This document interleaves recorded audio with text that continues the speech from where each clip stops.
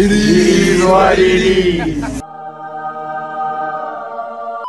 Hey everyone, Thordan Smash here, and so far Season 20 has been a ton of fun. There's a lot of changes and improvements to the game overall. However, there's one thing that players are still very frustrated with, and it doesn't seem like it got better. It may have in fact gotten worse, and so we're going to cover exactly what's going on with Season 20 and if Respawn is going to fix it as fast as they fix all the other issues in the game. We're also going to go ahead and give out some of the anniversary heirloom shards. All you guys got to do is like, comment, subscribe, and a winner will be announced in tomorrow's video. But without further ado, let's jump into today's topic. So Apex Legends has been going on for about 1 week now, and there have been a lot of positive changes. It seems like the community does like the new perk system, and the legend changes feel pretty fresh. Overall, the season, as to many people, is a great new reinvention of Apex Legends. However, there are some persistent issues that have stayed the same and seem to only be getting worse, actually. The first one we're going to talk about is actually everyone's favorite topic in the world, skill-based matchmaking. As one person on Reddit posted, his sister's first orientation match went well, where they are a level 1 and they went up against a player known as Power Dabs, who is a Season 3 Apex Predator with a 2.5 badge. This could honestly just be a boosted player. I have no idea. Never heard of the guy. But I will say, even if it is an orientation match, it is kind of odd that someone level 1 would go against someone who has been playing the game since it first came out. In fact, if you go on Reddit, you'll see posts like this all over the place. Here is a Pred player with 3 Pred badges, and you can tell those are definitely not the dashboarding ones because they have the numbers on them, against a silver player with 205 kills on Bangalore, and they got absolutely wasted. And it makes you wonder, why are the lobbies this way? They recently actually did a whole skill-based matchmaking rework in Season 15 and said that they were going to continue to work on it throughout the year. They gave us some information, like, do they try to give us bad teammates? And they said, no, we don't intentionally give good players bad teammates. But then I went ahead and looked at some other things, like how they actually do the pub ranking, and they took 9 different players of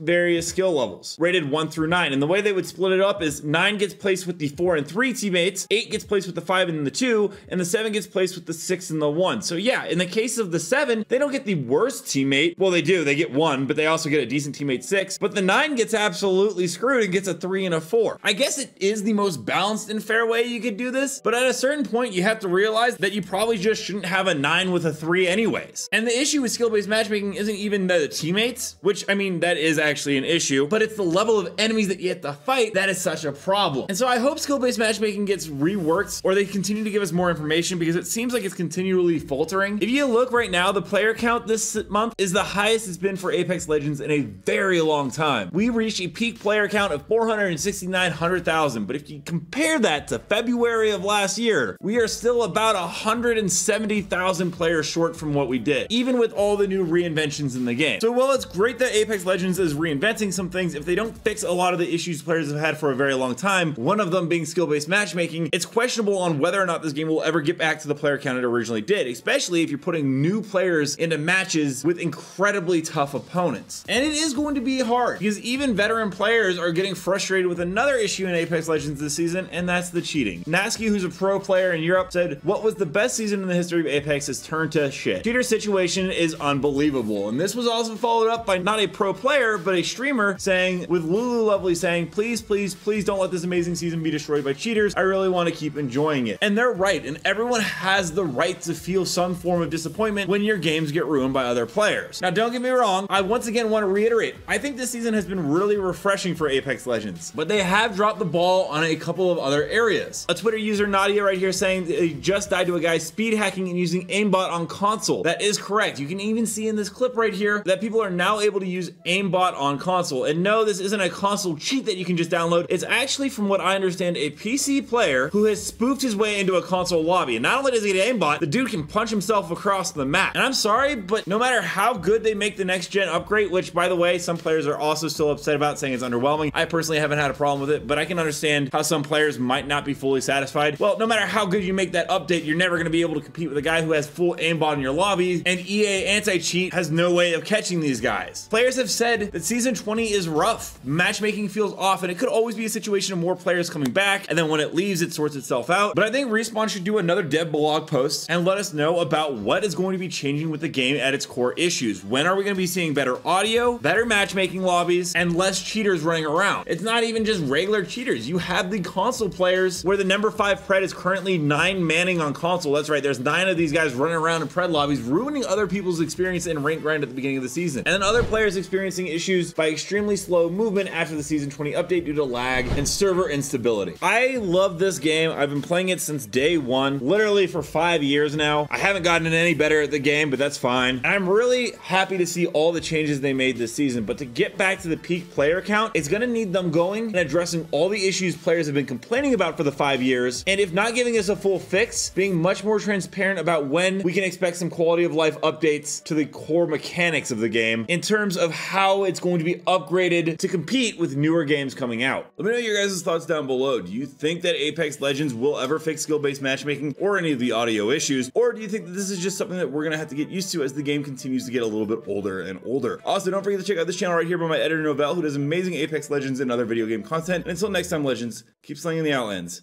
and I'll see you out there.